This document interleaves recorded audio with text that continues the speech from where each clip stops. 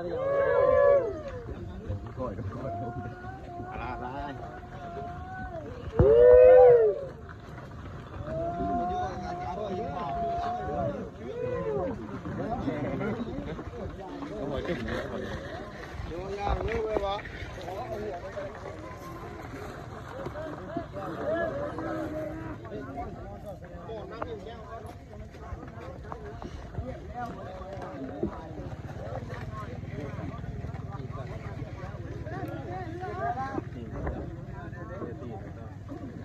อกลงน้ำก่อนลงน้ำก่อนพี่น้องได้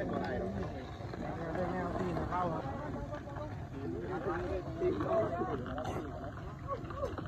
เอามาทางใต้ครับดึงเนื้อ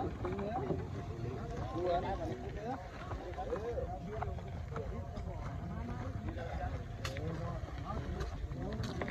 ตีไปพุ่นมีบุย่อไปบุญย่อมาโยนท้ายบุญโยนท้ายบุญเดี๋ยวโอ้เป็นแบบตุ๋ยทานชอบเปลี่ยนนะ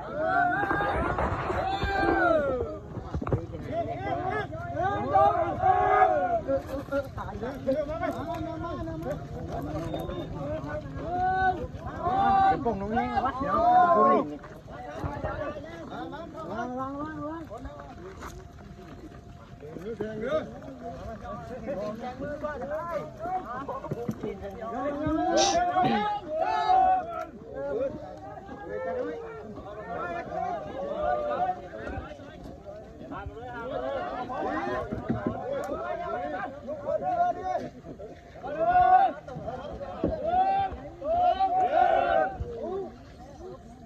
มาพี่ทางหน้า